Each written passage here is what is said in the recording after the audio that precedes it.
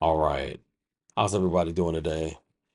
Thank you for joining us again for another edition of Cloud Drops Weekly live. You could consider this our office hours. You could consider this just a rundown of cloud native technology and news. We haven't sent out an issue recently just because we've been busy with clients. We operate Cloud Drops Weekly as a courtesy to our existing clients in the community, just to keep them up to date and aware and abreast of the changes in the cloud native community.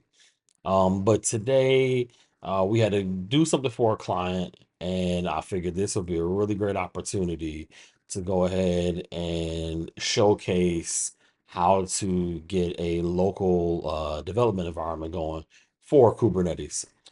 So we normally don't work with, let me take this back. We normally do work with, but we normally don't show this side of things. But we are working with OpenShift, and we work with Kubernetes, just vanilla Kubernetes. We also work with EKS, we work with AKS, GKE, DOKS, as well as with Rancher and Tanzu. I think Alibaba has one as well. It's been a couple years since we worked with Kubernetes over in the Bobby Cloud.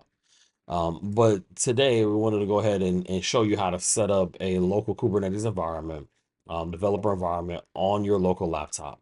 So the reason why you would do this is so that way you can test your YAML files, you can test your deployment, you can get an idea of how OpenShift is going to react to your changes.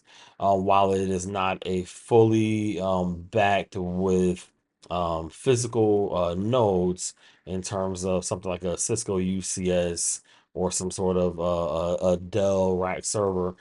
This is pretty close in terms of I don't want to focus on the underlying OpenShift. I want to focus on being able to deploy against OpenShift and get some feedback into what's going to be allowed. Maybe you're troubleshooting permissions. Maybe you're troubleshooting a migration from EKS to Rosa, or you're migrated from GKE over to Rosa, or you say, you know what, I just need to get better with interfacing with OpenShift. And, let's kind of take another view on this. OpenShift is not a different flavor of Kubernetes. It is vanilla Kubernetes with a lot of extra goodies on top. That's essentially what it is. Now, what are those goodies? What do they consist of? Well, at the end of the day, you're talking about a package from Red Hat that is 100% enterprise ready. You're not going to have to go and sit down and say, well, how do we do observability? How do we go about doing our CI/CD pipelines? What container runtime will we choose? And then how are we going to go about doing service mesh? All of these disparate components that traditional Kubernetes you're going to have to go ahead and put together, right? Tanzu has gone ahead and put together a similar offering from VMware or Broadcom now. Um, and Red Hat has always been on this side, right? If you go back to the Open Hat, there you go.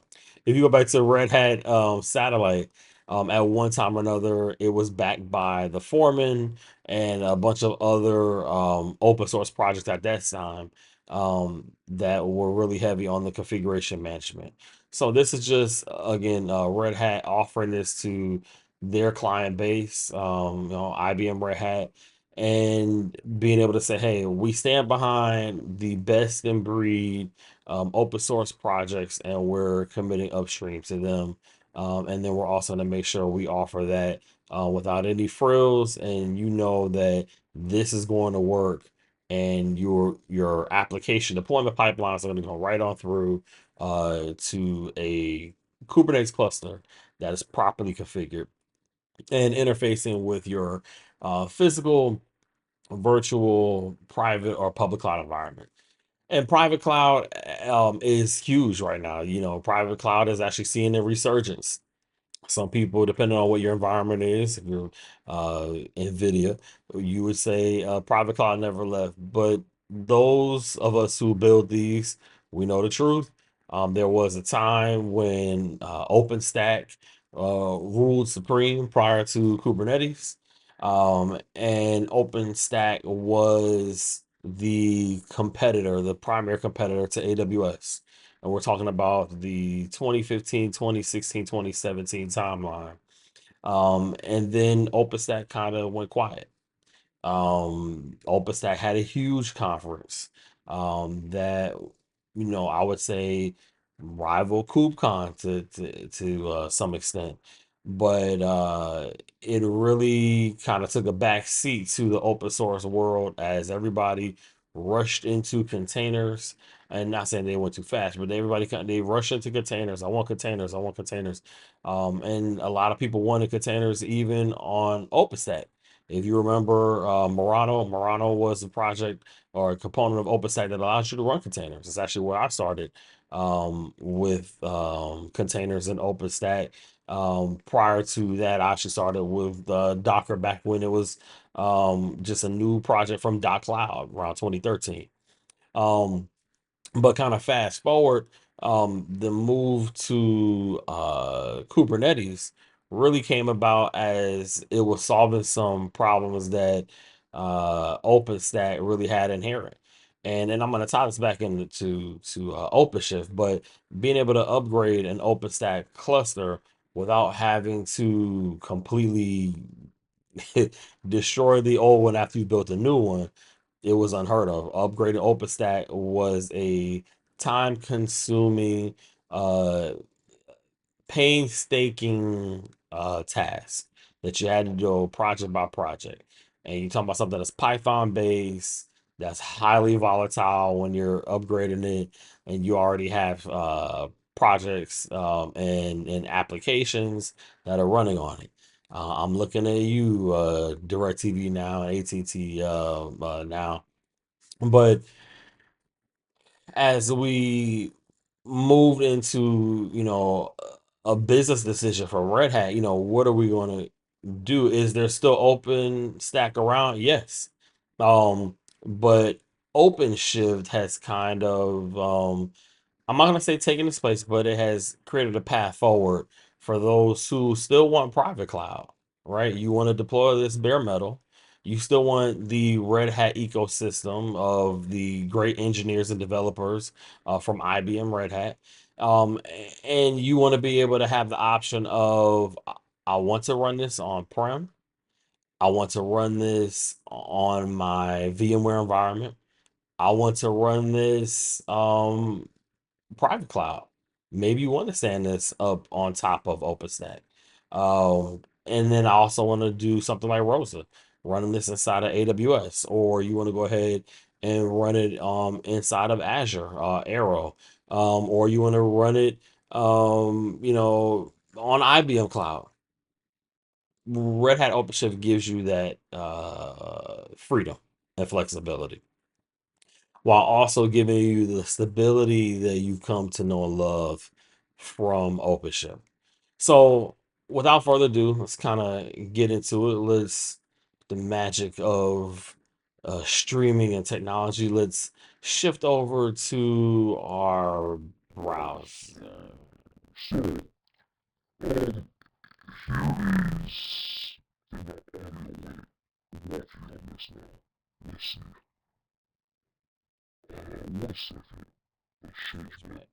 Okay, I think my audio is better over here. One second. Let's see if we can clean that up.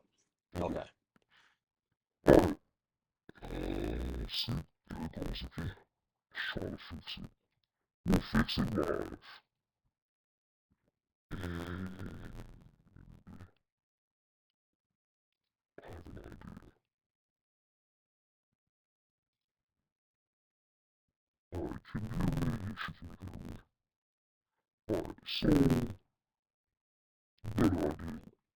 Let's go back over here to this screen. I don't know what's happening with the browser, but I'll kind of walk you through it and I'll clean this up later. But if you go to console.redhat.com, create yourself a Red Hat account. You can go to OpenShift, and when you go to OpenShift, you'll be greeted with a couple of different options of flavors or types. And what you'll want to do is you'll want to go ahead and choose the one, of course, that best suits your uh, intended method. So let's do this here. Let's do a screen grab, and bear with me 1 second. Here we go. And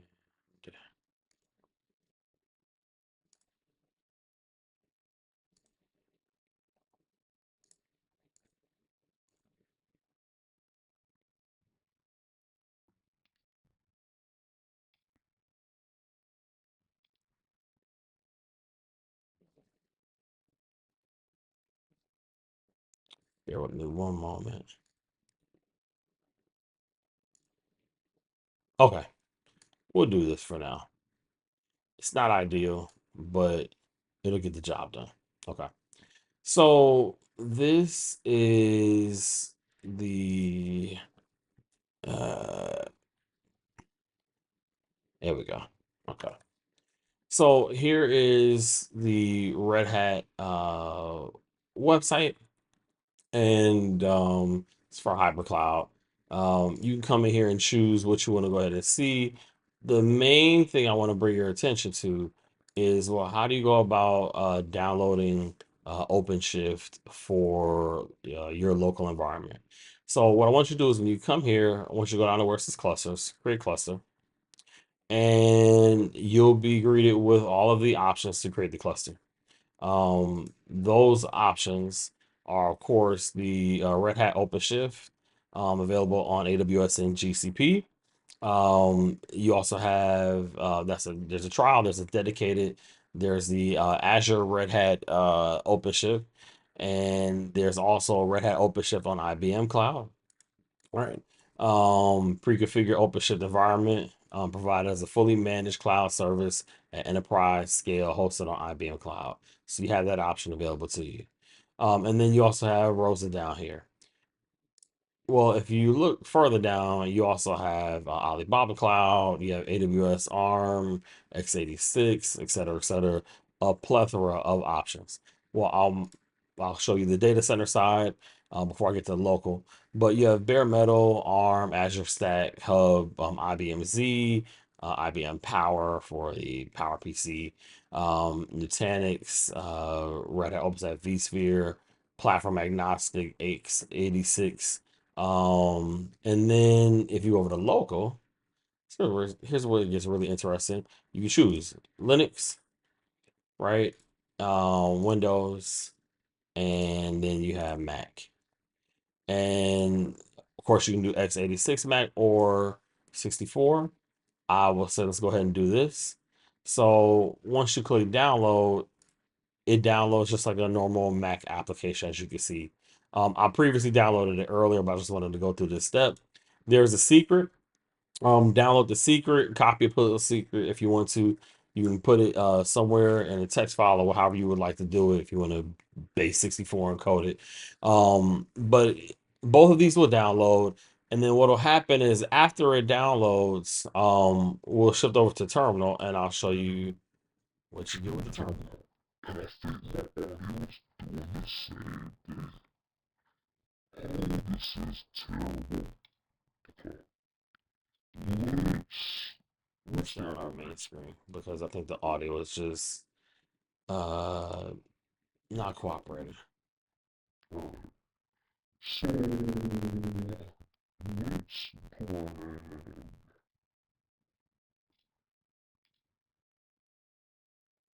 Let's grab this and bam. There we go. Okay. Knowing my streams are not this hectic, but life be life.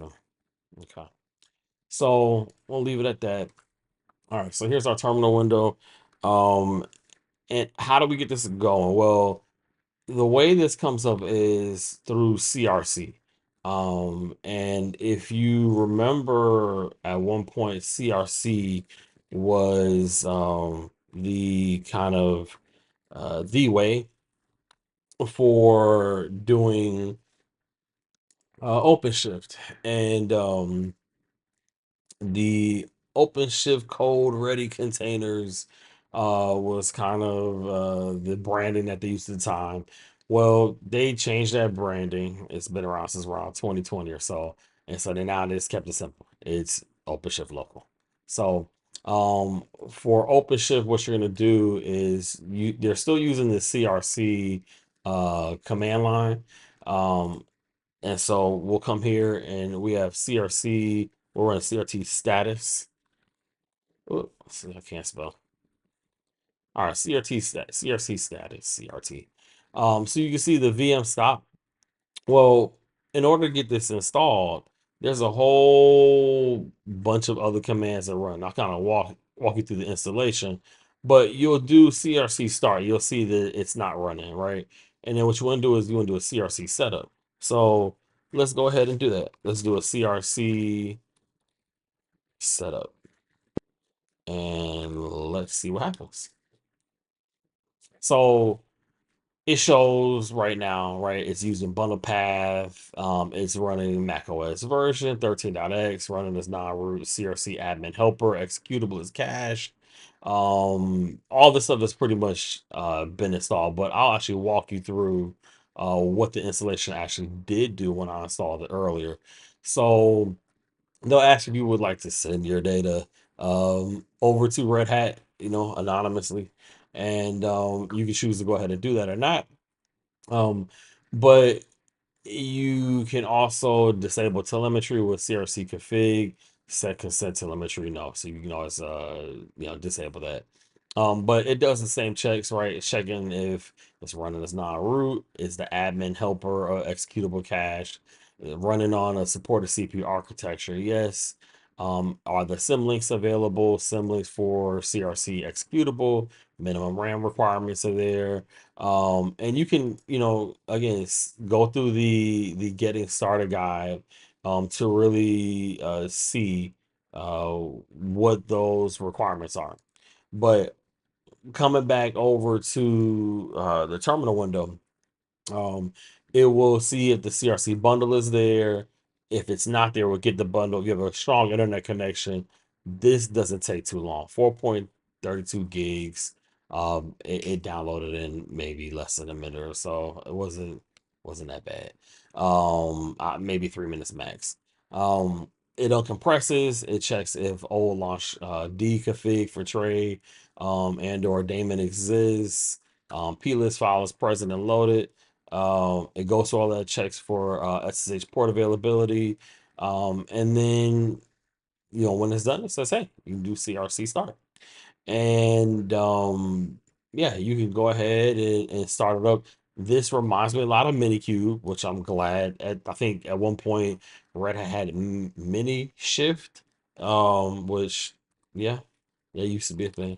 But let's go ahead and start this up. So CRC start.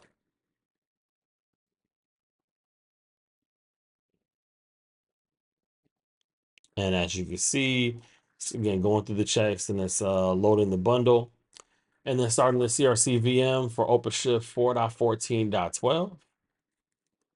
Running on localhost, so 1.27.00.1. The VM is running, updating authorized keys, configuring shared directory, public DNS query, DNS query from host, verifying validity of the kubelet certificates. That's always a great thing. Uh, for those of you who managed vanilla Kubernetes, so good. Um, waiting for a Kube API server. Tells you how long it's gonna take. I have to say Red Hat really did a great job with this. And let me see if I can I move this. Oh, you know what? Let's change this because apparently can't see the whole screen. So let me move this over. Yeah, we'll do that. Okay. And we will hide that. Okay. All right. So as you can see, you have a couple um, operators at work. The operators are progressing, network, and operator lifecycle manager package server. Um, I will say I'm very happy and thankful that Red Hat did this because I like being able to develop locally. I like to uh, ensure that what I am running that it works, and I want to make sure that I'm familiar with the environment prior to game day, if you will, if you have a production release, or just because I want to be able to test some things at home that I may not be able to do during normal hours with the client. That's also easy to debug. I can set the permissions. I can play around with the permissions, destroy it, mess it up, whatever, wipe it out, start it over again. Also really cool. You can, use built-in telemetry if you want to set that up. So right now, three operators are progressing: console image registry and ingress. Operator image registry is progressing. It's always a good thing.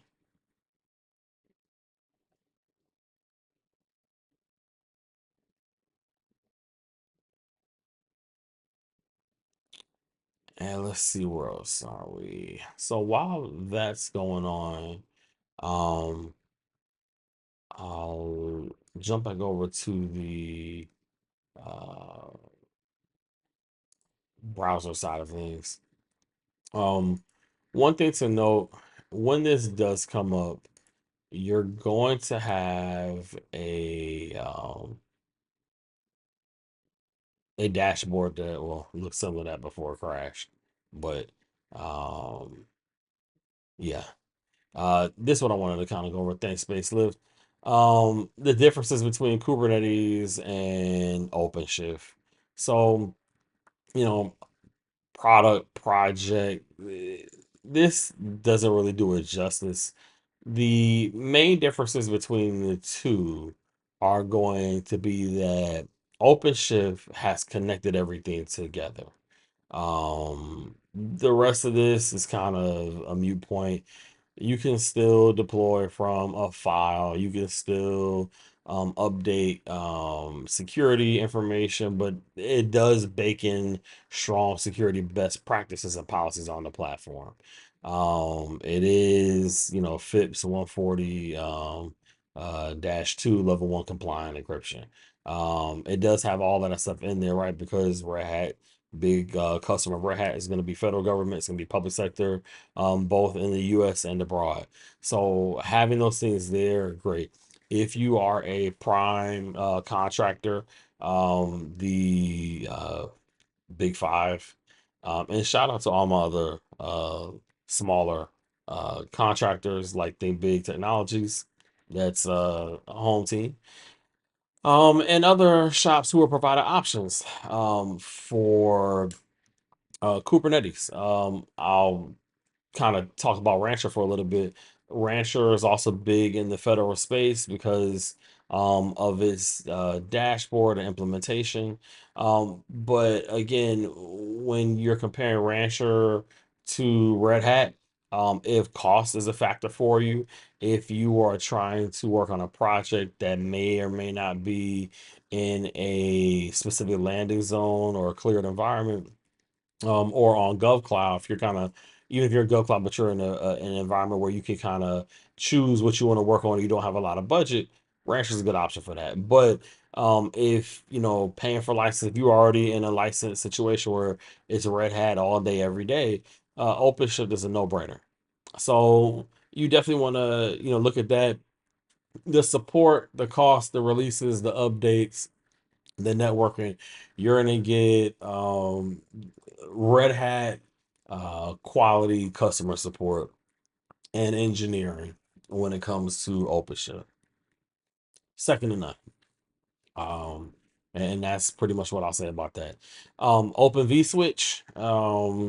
If you are an Open Stacker, I can't believe I said that, but if you are an OpenStack person, sort of like me, you remember Open vSwitch, OVS, all that Open Daylight stuff. A lot of that is baked into OpenShift. So a lot of the lessons learned around software defined networking have been brought into OpenShift, and so you'll definitely enjoy that.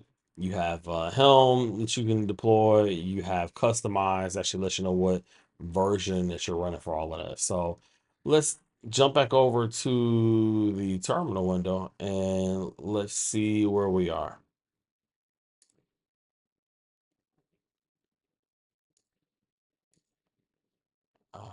Let's see here. Okay. Yes, and I turned the video off on purpose. Okay. Oh, that looks better. All right. So right now we show the three operators are progressing.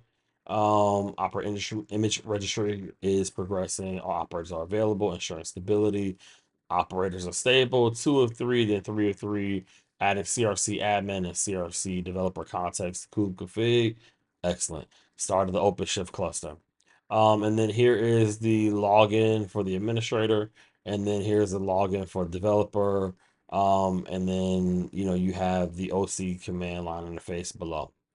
I already have OC on here. But you can go ahead and do a process OC create. I don't think the namespace is gonna work. But what we'll do is let's do OC help. So OC dash dash help. And here are all of the commands that we can go ahead and run. Let's get this. There we go. So OC create and then OC new project. Um, you have all of these different options. OC is just kubectl with a bunch of other cool stuff added, right? You still have apply, get, describe, etc. So you still do OC get pods, and I'll show you here. So OC get pods dash a. Oh, error. Oh no. Let's go see. Let's see what we have. So we have to reinstantiate this. So log in. Let's try this again. I was hoping it would have held from last time. And let's see login. All right. Cool. All right. So now you have one project on test. Let's go back to that previous command OC get pods. We still got the error. Uh, let's see here.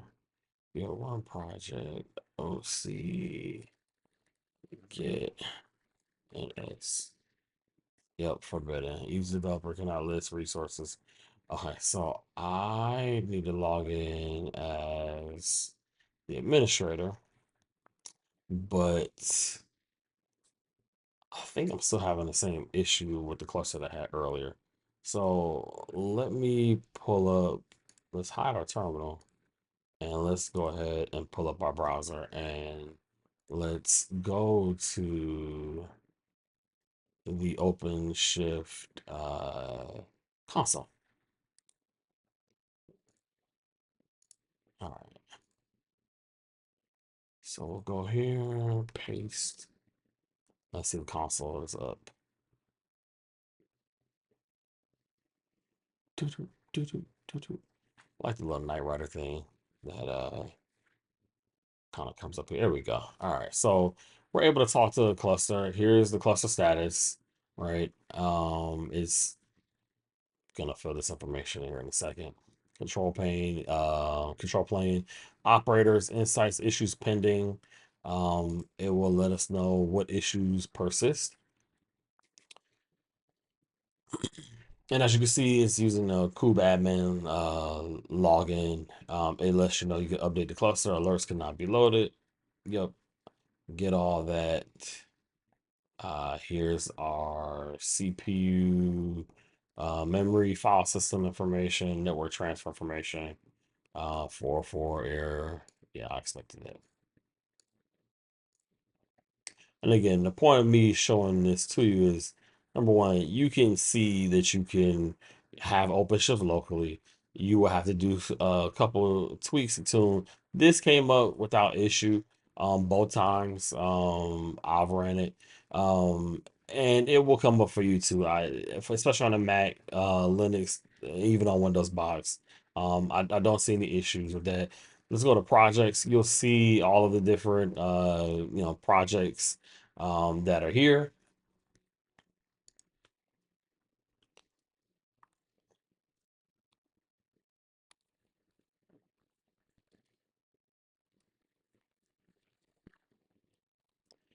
It's taking a long time. Why? Because I'm running a lot of stuff in my Mac. So while it's doing that, I'm gonna kind of overlay the terminal window, right? So projects are not namespaces. So I think the error that I had is probably due to the user, but also I'm asking for project information. I think if I can do get projects A, yeah, okay. All right, and get let's see if I can do get uh, what's I gonna do? Oh, create project. So OC uh, eight project open shift test. Okay, we'll come back to that later. So let's go back over to.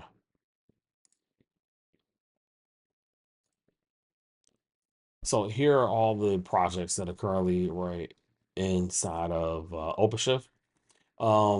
Default, you'll recognize this from Kubernetes command line. You have the default namespace. Kube public is still there, right? Kube system, default to Kube system. Those should be very familiar to you. Kube node lease. Also, there's an OpenShift namespace. Um, you can click on it. You can see what's inside. Um, Actually, matter of fact, better would be let's go look at the Kube system. Kube system and default normally have something inside of them. So let's see what we have there. And wow, so let's see if I can do get all on Kube system.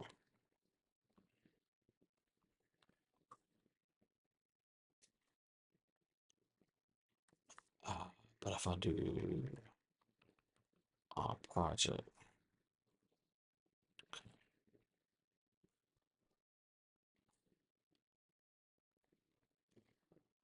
let's do we'll come back to that in a second. All right, so let's look at the Kube system. All right, so here's Kube system. Alerts cannot be loaded, right? Here are the labels for Kube system, right? Metadata.name, pod security is also enabled on there. All of that should be pretty familiar with to you if you're familiar with pod security policies or uh, open policy agent. Uh, Red Hat has done a really good job about baking a lot of the components of Kubernetes that you would have chosen from the CNCF right into OpenShift. They've done a really great job with that.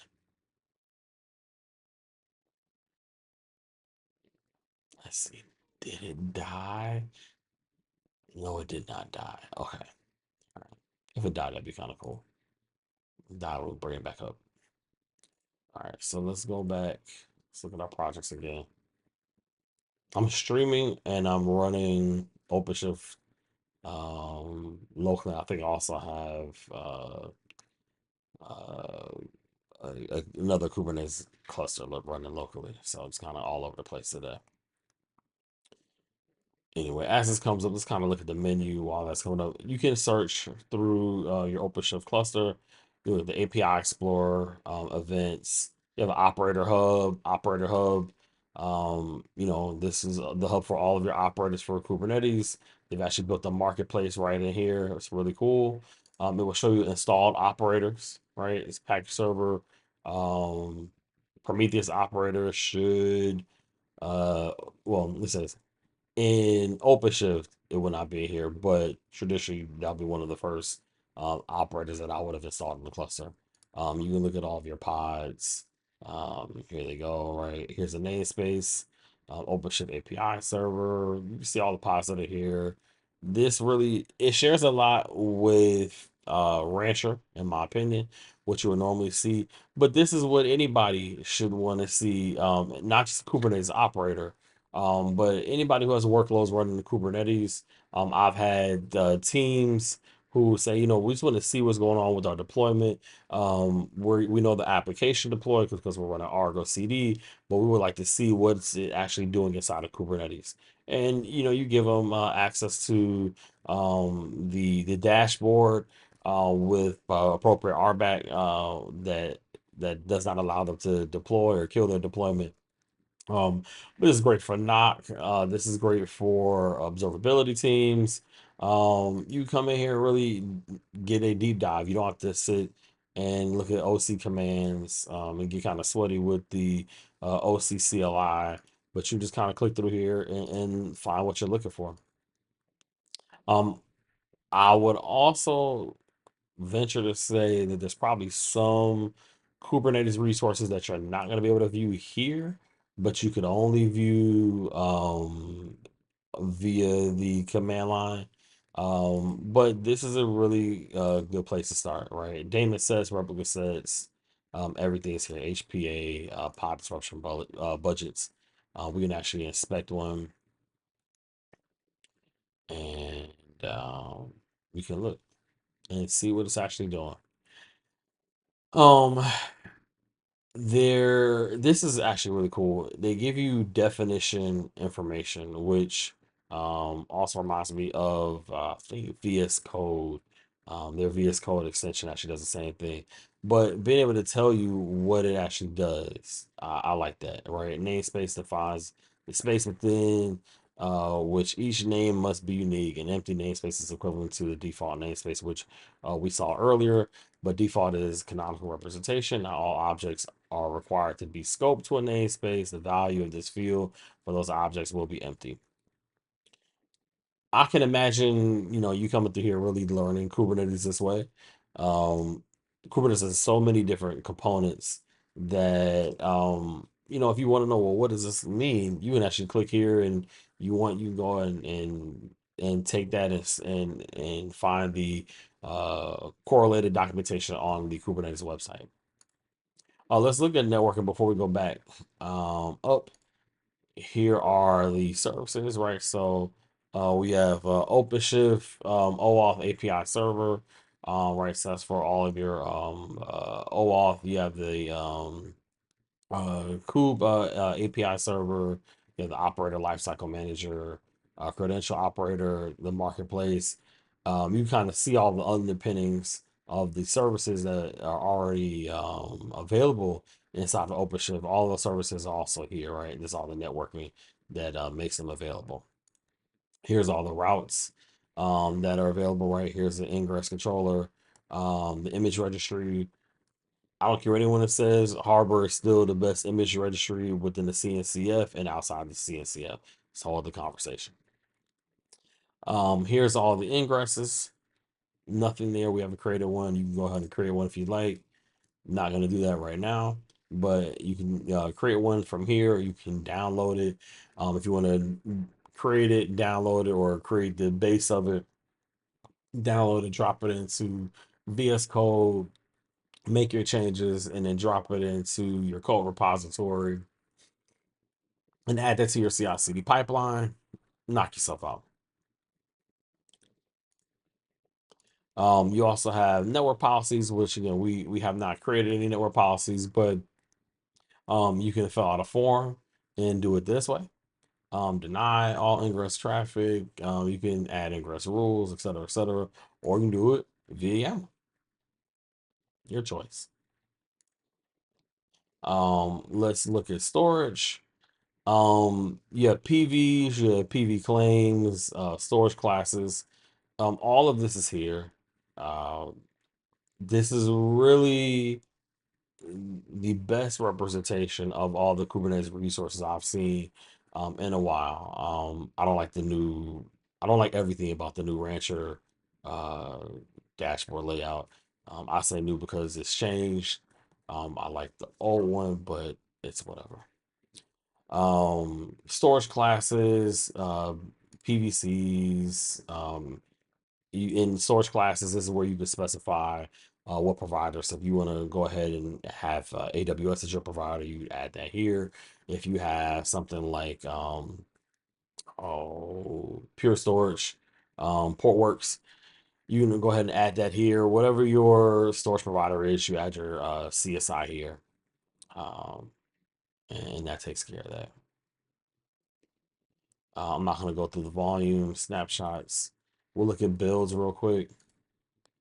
Here's the build configs. Different builds in the image streams. This is actually pretty cool. And then here's your compute. You have your nodes here. It'll show us our nodes. So one node cluster, right? So one node cluster is an oxymoron. Cluster means quorum, in my opinion, when we talk about Kubernetes. But you have the control plane, the master, and the worker. Traditionally, these would be split. Control plane would be separate. Master nodes, those three would be separate, and then worker. But again, shout out to Red Hat for coming up with OpenShift local, where you can just have one node install without doing too much crazy. You also have uh, these machine APIs, which are pretty cool. I want to see what this actually was. I haven't seen this option before. Machine to machine sets. Let's see. Will I have to? I don't want this. I want my browser to crash or my Mac to crash while we're streaming. Um, but I'll come back to this. I would like to know what. Oh shoot, we're here. Up machines. Provision as no. I wonder. I would like an area here since they've been defining stuff. Red Hat add a definition to all of these titles. I just would like to move my mouse over. Um, again, these are all niceties, not required. There's plenty of documentation, but man, add a definition here. There's a definition for everything else in the YAML, so we can't define these menu options without having to go pull up the PDF. Not cool. Um, Machine details. This this is talking about the master, right? I can tell that. This is actually mine. I wonder why. Oh, let's go ahead and do it. We'll get off this. OpenShift machine. Let's see. What is it? What does it mean? What doth it mean? Create a machine sets and then infrastructure machine sets. Okay. Most recent C version 4. Can we click the version?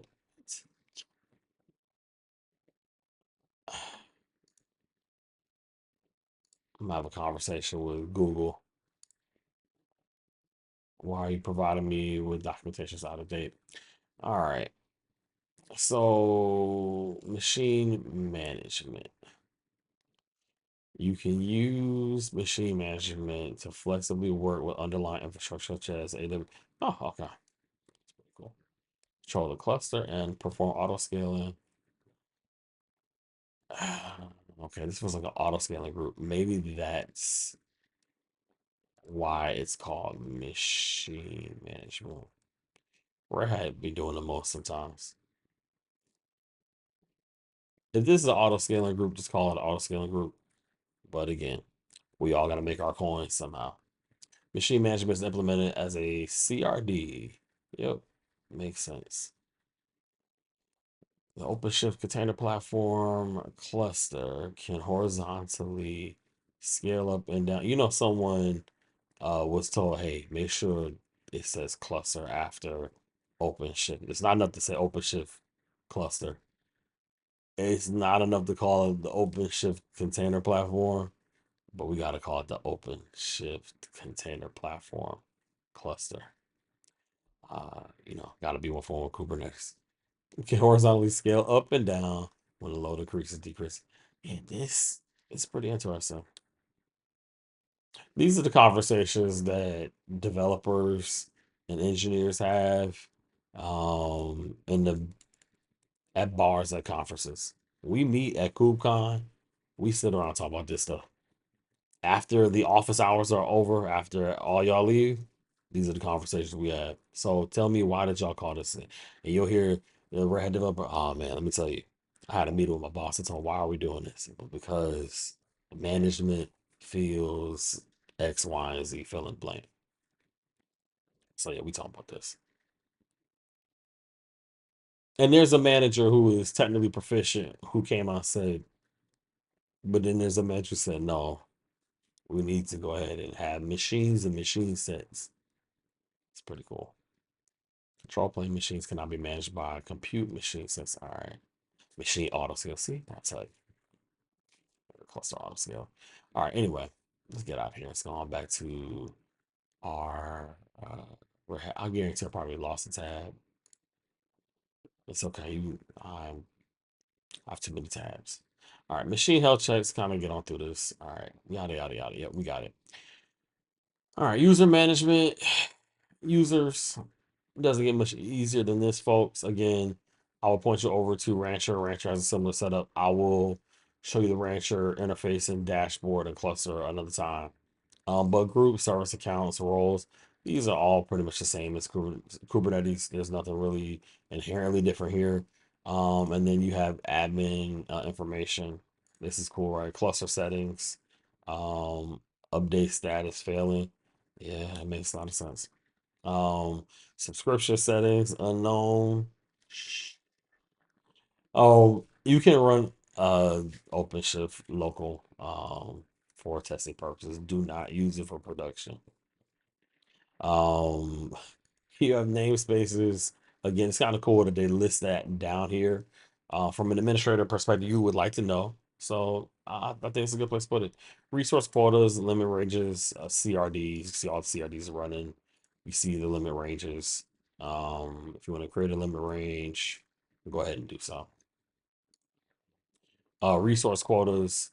Again, this is another way for you to, I won't use the word restrict, but I'll say manage the resources within the cluster. So your CPU, your memory requests, the pods.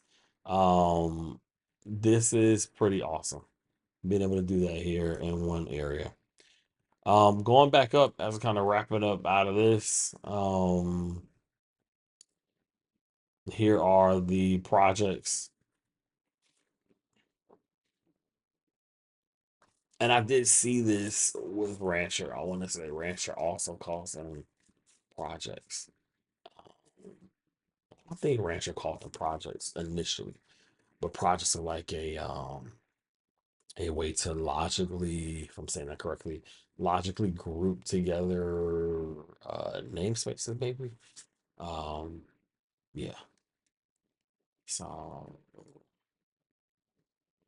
yeah, overview, details, name, active, the status, the labels, display name, yep, network policies,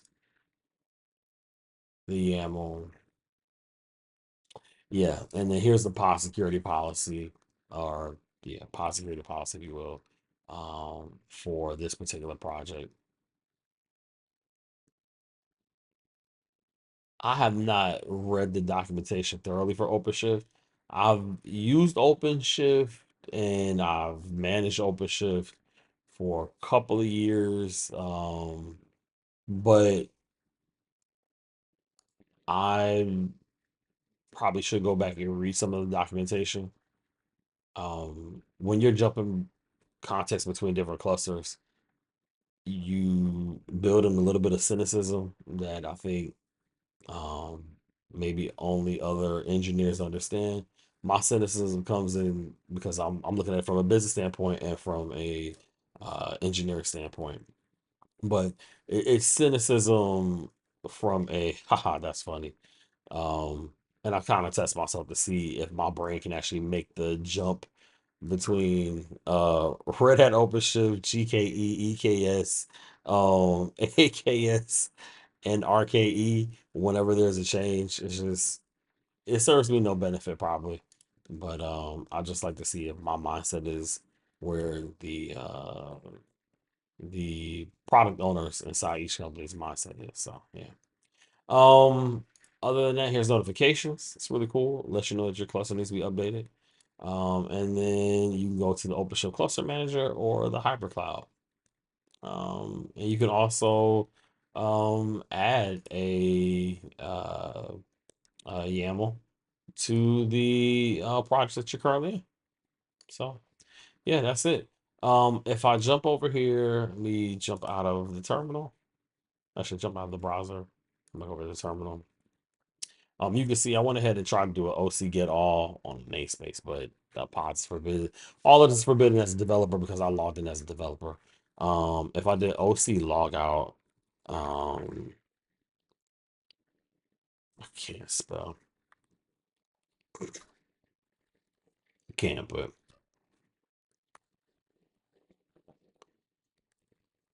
let's do login and developer.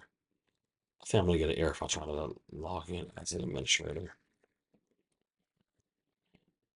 I will need to go do some. Good lord, straight up. TOR. Why is today the day that yeah, administrator,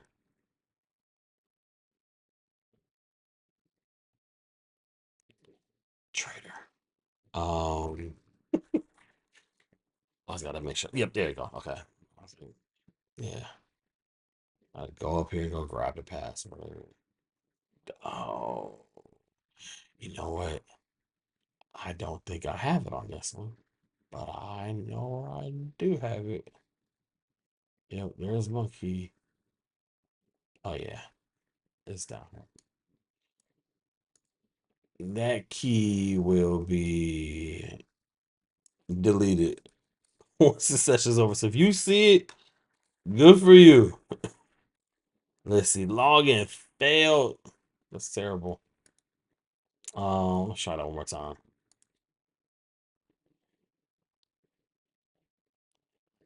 Uh, mm,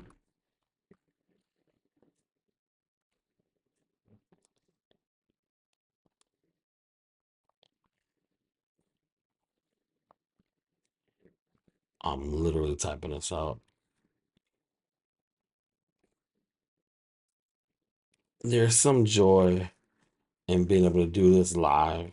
You all know I have not rehearsed this, but you can at least see if my Linux skills or anything that are good.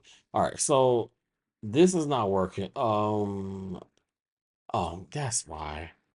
You dummy.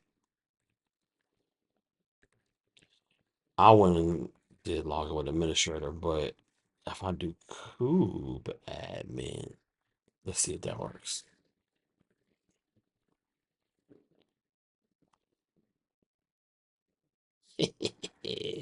There we go. See, reading is fundamental. Just a little bit of reading helps. All right. So let's try the command I ran before. All right, very good. So there's nothing in there.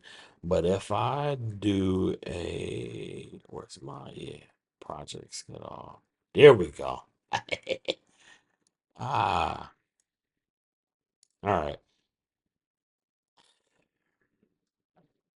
So those are the projects.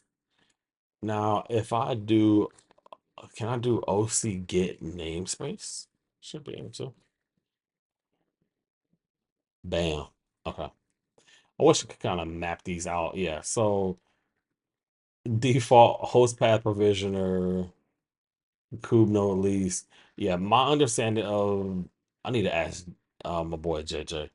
Shout outs to JJ Ashgard over there at IBM. But I need to ask JJ if open shift is using projects to group namespace, which that's what it looks like here. Cloud controller manager, all of that stuff.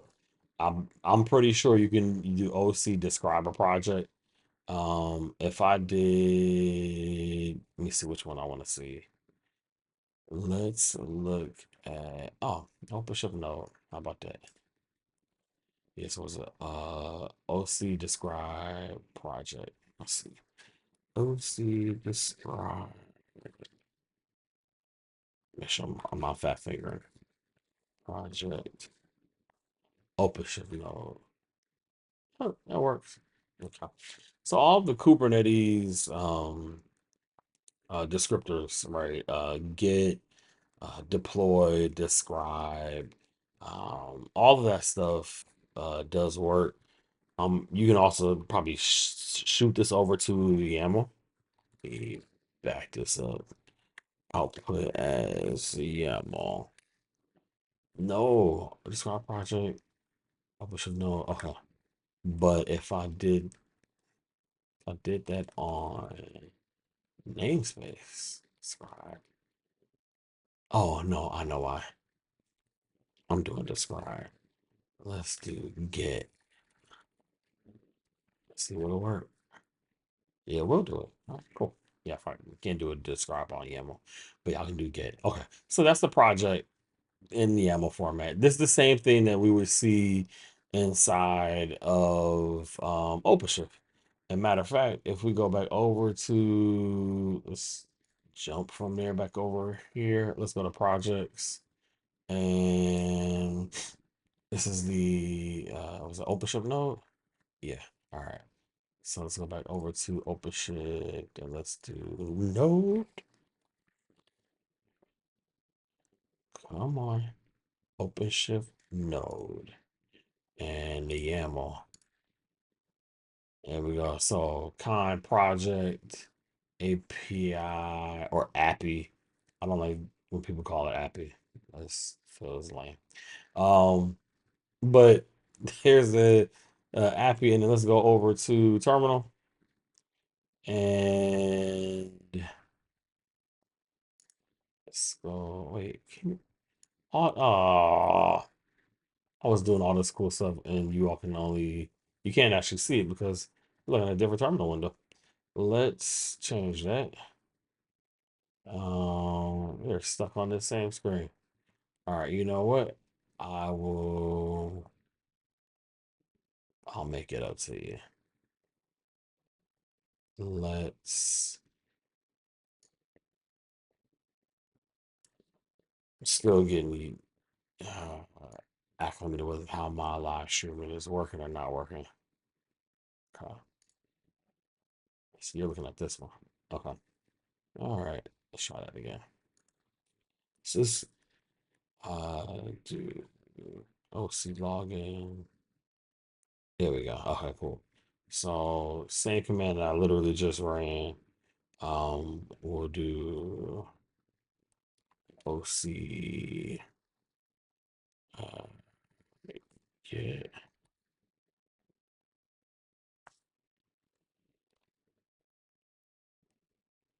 Here we go. Okay. So OpenShift node. We're looking at it from here. Here's a project, YAML. Here's the kind, OpenShift, here's the annotations for it. And if we jump over here to, here we go. So there are the annotations right there. Right. So SOC25. Yep. The groups, manage fields, all of that stuff.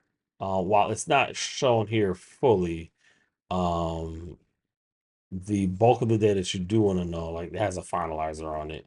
So, but the rest of that is kind of more descriptive over here. Um, I think the information that is showing in here, the reason why it's different, um, labels, spec, but I don't see manage fields. So that's something to think about. I bet you could probably do an edit.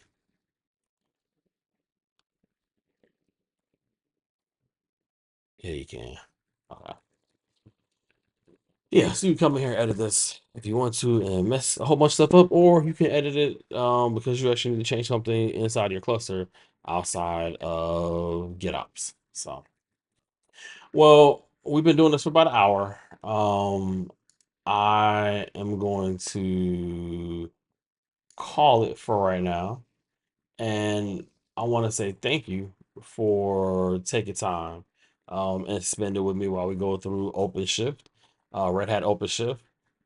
Shout out to everybody over at Red Hat and IBM.